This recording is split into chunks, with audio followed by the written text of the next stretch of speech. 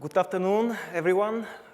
Thanks for showing up. I was a bit worried that after Colin's presentation, everyone would have migrated to cursive and I would have no audience. But I'm happy to see that this is not the case. Thanks again. I'm Bozhidar, obviously, but you already know this. I'm pretty sure that you have trouble pronouncing my name, so you can call me Buck. That's how my friends call me. But I was known as Buck way before I became a software engineer, so this has nothing to do with the quality of my work, or at least I hope it doesn't. Yeah.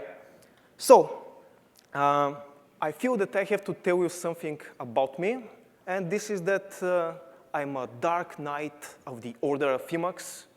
I spent all of my free time trying to improve the Emacs ecosystem for everything, not only for Clojure development.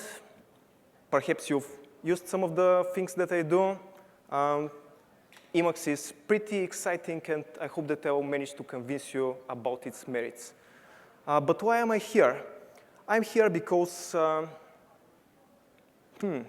lost my train of thought. So I don't like traveling that much, but there is a serious reason for me to endure a 22-hour journey from Bulgaria to here, and this is a disturbing data that I saw in the State of Clojure survey. There is a question there, which is, what is your primary Clojure development environment? Last year, 48% of the respondents said that this was CIDER. This year, the percentage is only 42%. And I find this very disturbing and, yeah, and very troubling, mostly because the CIDER that you had last year is an order of magnitude worse than the CIDER we have today. And I'm thinking to myself, there must be some logical explanation. Perhaps the competition got way better this year, and CIDER is not competitive enough. And of course, the competition really improved. White table is a great tool. Cursive is obviously a pretty cool tool itself. But I know that we've been doing some pretty amazing things ourselves, and I'm pretty sure that CIDER is still the top Clojure development environment out there. The critics would, of course, disagree with me. They would say that CIDER sucks big time.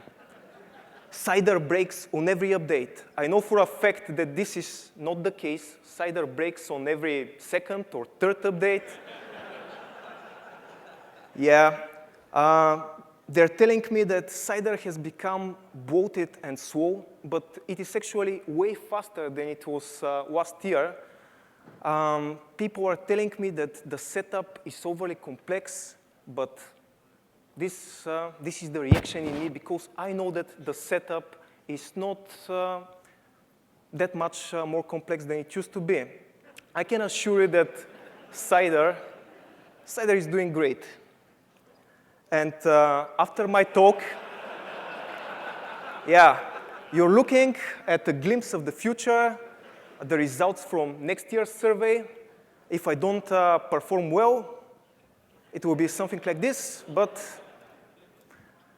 I will improve CIDER's performance. Anyways, I'm here mostly to tell you a story that happened in the not so distant past, in a galaxy that you occupy currently. And this is the story of the programming language dynamics in the past 2 decades. There were dark times dominated by Java, PHP, and .NET. Obviously, something was very wrong with the world. Lisps were out of favor and out of fashion. And many people were claiming that Lisps are moribund and they have no value. They have no place in the world. But in 2007, everything changed with the appearance of a gentleman and a scholar trained in the art of Lisp, who, as you know, created a Lisp known as Clojure, and we're all here today because of his great work. Clojure 1.0 was perhaps the best 1.0 language one could possibly devise, but it had one serious problem. It was a language that was supposed to be used to develop software, and there were 0 Clojure dev environments at the time, so how were you supposed to develop software? It was very hard. I don't know how many of you were using Clojure back in the day, but I can assure you that it wasn't fun. This was the situation for Lisp environments in general, because there was no interest in Lisps. There was also no interest in developing better Lisp integrated development environments. Emacs was the final platform that nurtured the development tools community. And there was a tool for common Lisp development known as Slime, the superior Lisp interaction mode for Emacs. Compare this with a name like Eclipse or IntelliJ IDEA. Doesn't sound that superior, right? So this Slime tool had plenty of features that you'd expect in a modern IDE, but you'd not expect in something like Emacs. The features are so many and so complex that I cannot obviously go through them in any detail, but seconds wide of features, so many features. What is very important for us as Clojure developers is that Slime had a very modular architecture.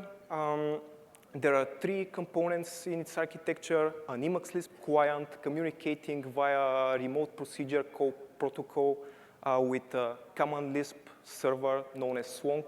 And this Swonk server has different backends for the different common Lisp implementations, like SBCL, armed bear common Lisp, and et cetera, et cetera.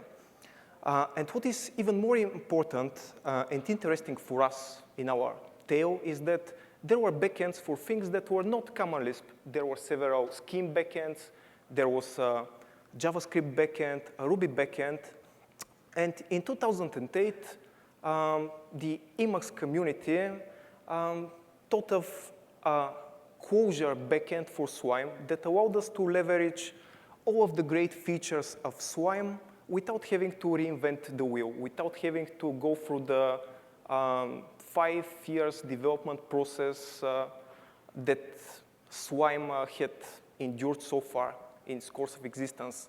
So we plugged this magical Swonk Clojure backend, and all the power, all the features of Slime were at our disposal. A star was born. Immediately, Slime was recognized as the premier tool for Clojure development. Of course, there are no other tools, so perhaps it wasn't that big of an achievement, but still. As an Emacs user, I was very happy that the interest in Clojure drove a strong interest in Emacs from many new users who wanted to develop in Clojure but had nothing else to use besides Slime, which was very convenient for me. Fortunately, Slime and Clojure didn't play together very well, mostly because of Swonk Clojure. I don't know how familiar are you with Slime, but the code base was hacked rather quickly initially and wasn't really improved ever since. I'm told that the code base was so complex that nobody, even the original author, realized what was going on there. So for many years, only critical bugs were fixed. Nothing really changed.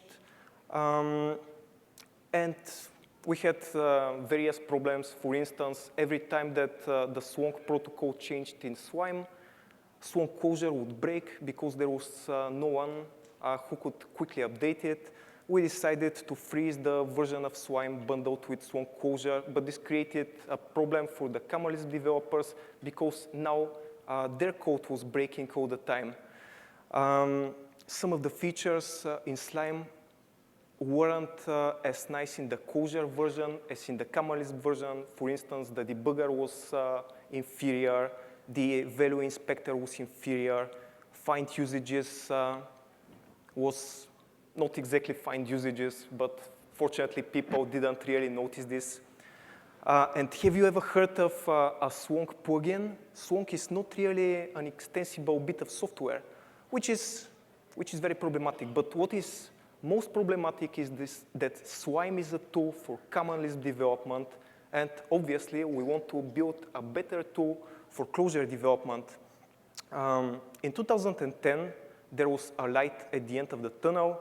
Another esteemed gentleman and scholar, Chas Emmerich, started to work on something known as the network REPL server, an ambitious project whose goal was to create a common foundation on which we can build any sort of development tool and other tools that need access to a remote Clojure environment.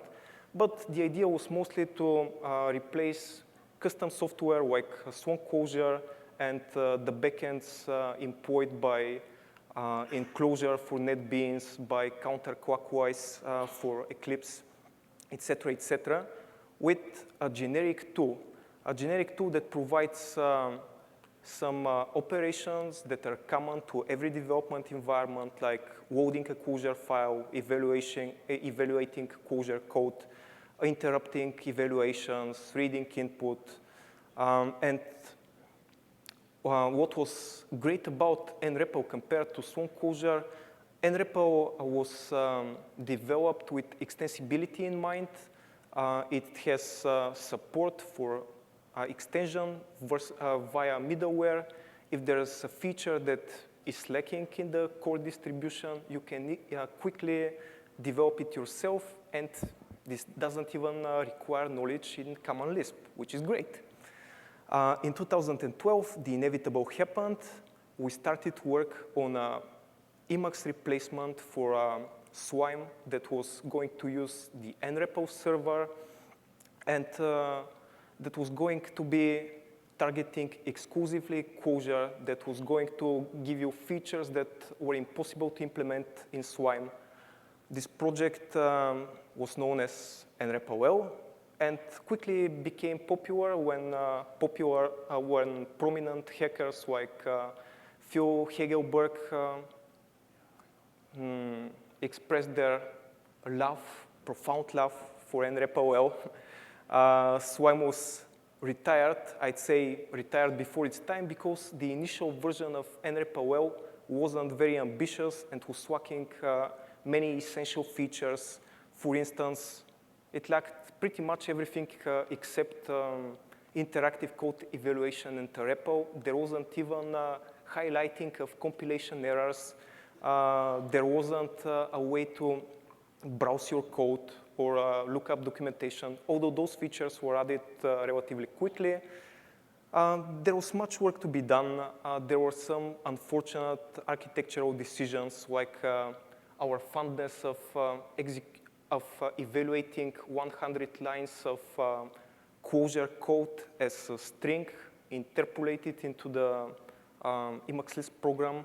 This doesn't end up well, as you'll see soon. We've made some assumptions about the environment in which nREPL was running. For instance, code completion was based on a non-portable Java library, which didn't work for ClojureScript, and this was nasty.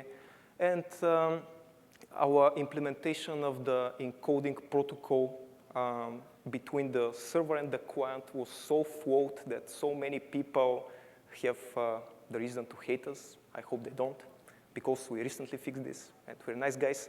Anyways, I was very impressed with nREPL. Although I recognized some of the flaws, I knew that it was a step in the right direction. I was one of the first contributors to the project, and in 2013, I was appointed its maintainer when the original maintainer, Tim King, didn't have any time to work on the project anymore. Initially, I was very, very ambitious. I decided that I was going to create the greatest Clojure development environment ever. But I wasn't aware how much work that would be. I'm aware now. I'm a perfectionist at heart, and I'm obsessed with all the details. The original name of the product, of the project, bothered me a lot because it was very hard for ordinary people to discern between a client named nREPL and a server named nREPL. Many people thought that this was the same thing. Just was getting bug reports about nREPL, the Emacs client. I was getting bug reports about the server. So the first thing I did was rebrand the project to CIDER, the Clojure Integrated Development Environment nREPL, which I later rebranded again to the Clojure Interactive Development Environment Reimagined, because we used a lot of imagination working on CIDER.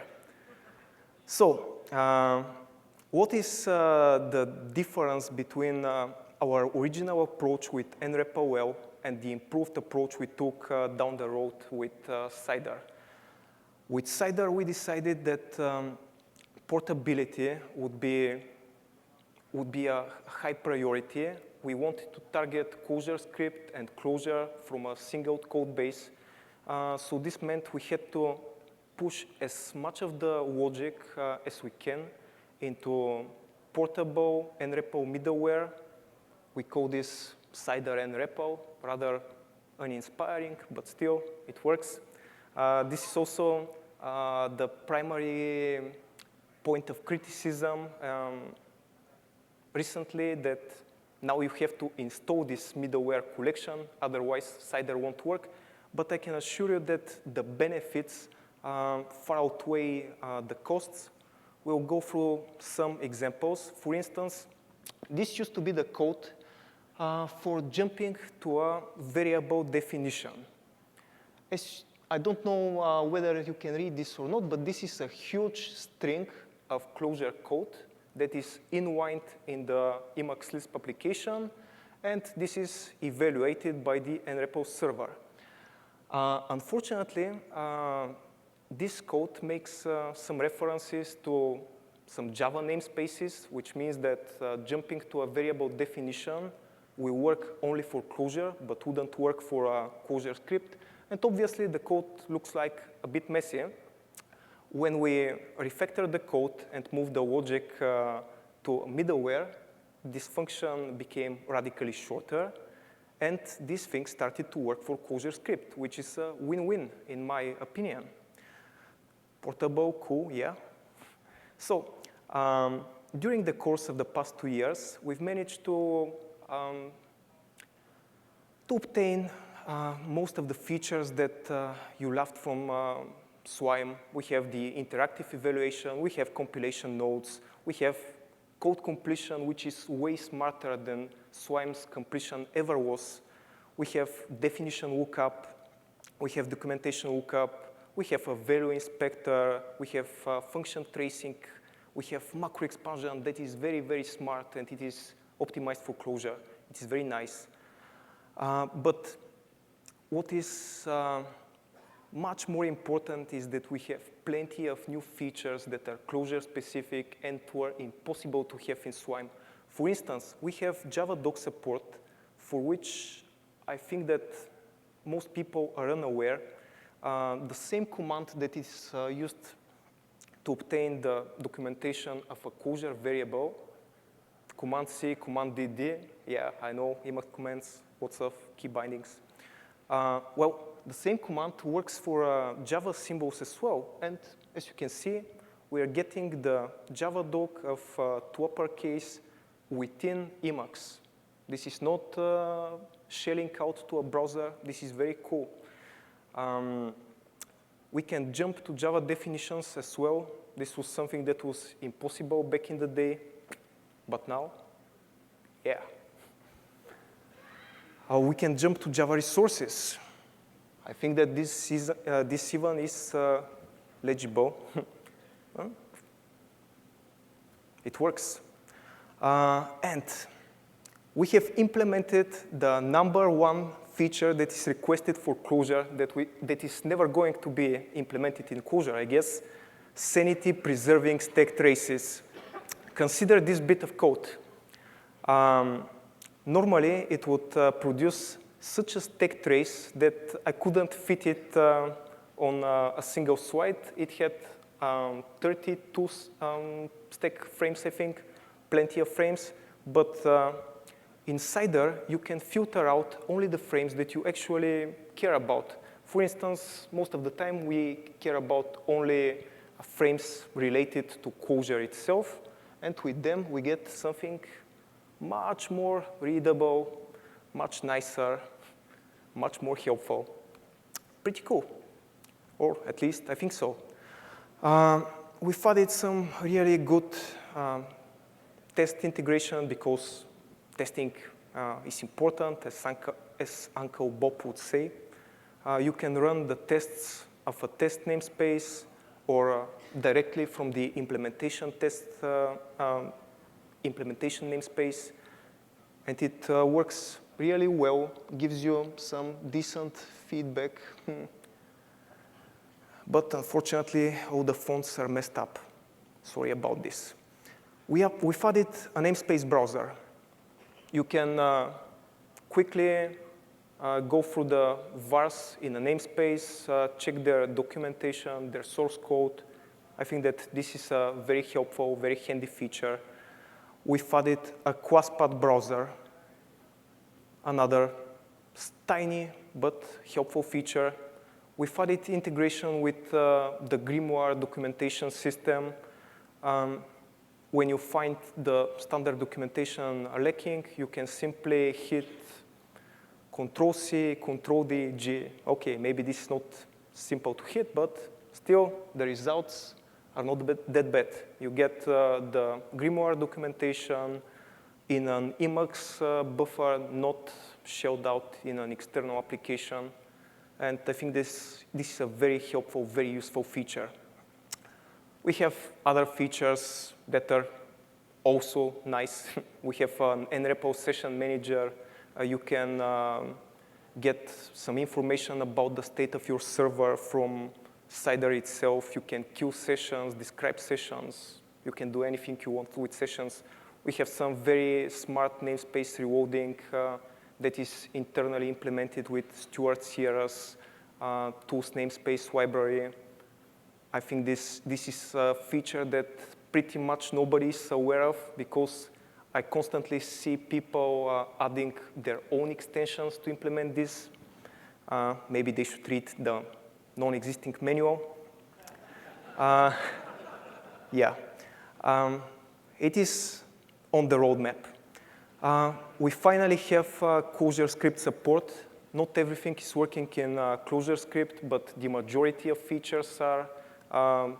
Obviously, the most important things like code completion, code navigation, documentation lookup, et cetera, are working. But unfortunately, not everything is working. We're working to make it working. And we have actual extensions that people that are not me have written for the project. And I think that this is a first for any Clojure development environment. We have a refactoring extension that is capable of many of the things that Colin demonstrated in his talk. For instance, we have the ability to find all the usages of a symbol and rename them in a single step. And this is done using the JVM code analyzer, so it is extremely precise. We have a profiling extension, which is really nice. We have some session tracking extension. And everything is based on the standard nREPL architecture, an editor-agnostic piece of middleware, plus a very simple Emacs frontend.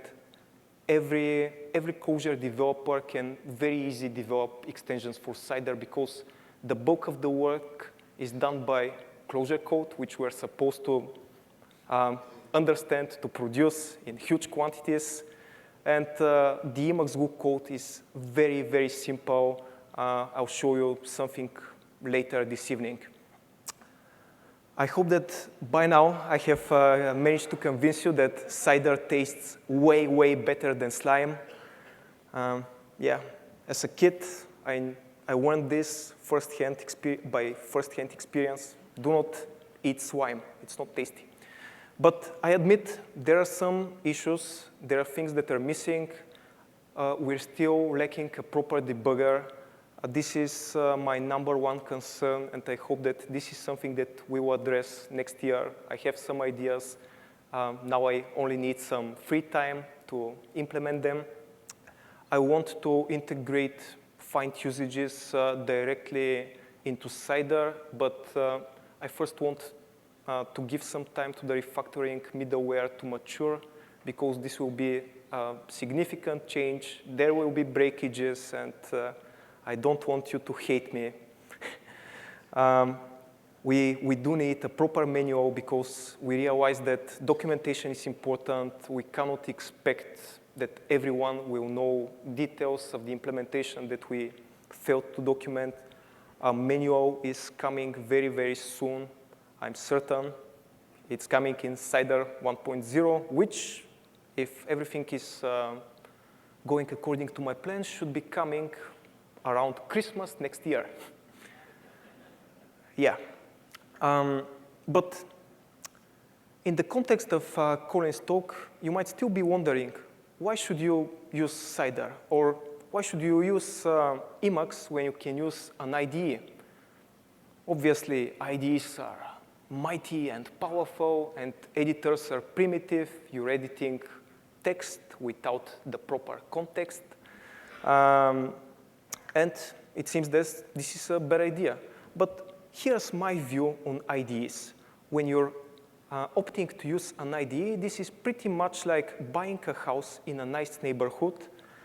The house is undoubtedly pretty and functional, but it is the very same house that your neighbor has, and his neighbor, and her neighbor, and all the people down the block. There are very few opportunities for you to stand out, to do things like you'd like to do them, because your nasty neighbors will make problems for you. I know this. On the other hand, with Emacs, you're getting something pretty basic. You're getting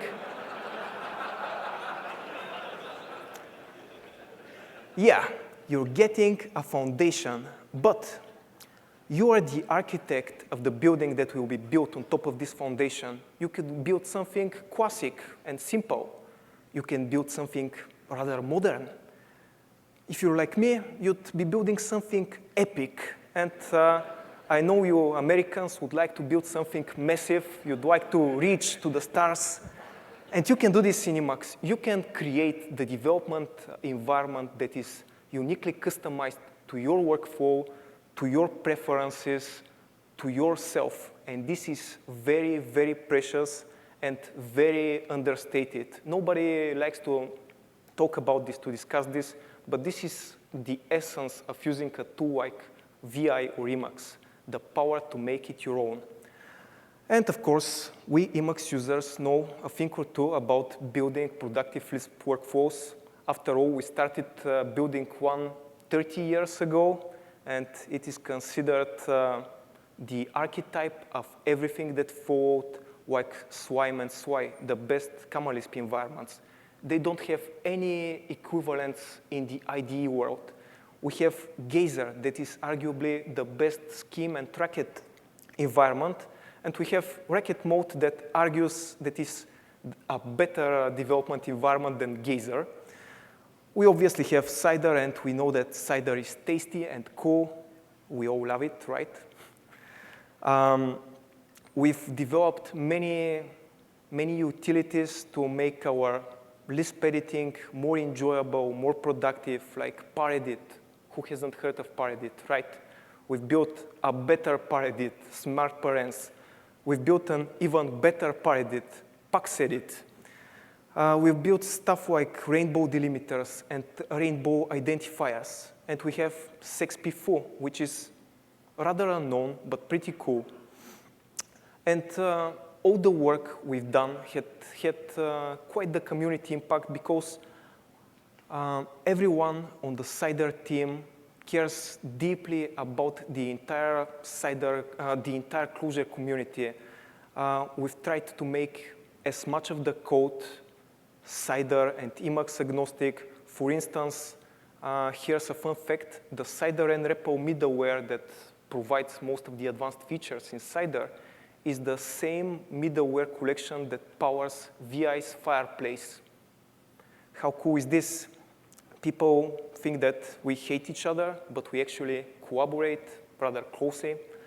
The refactor nREPL middleware can be leveraged from any other editor, and I hope that other editors will leverage it soon so we can make it even better.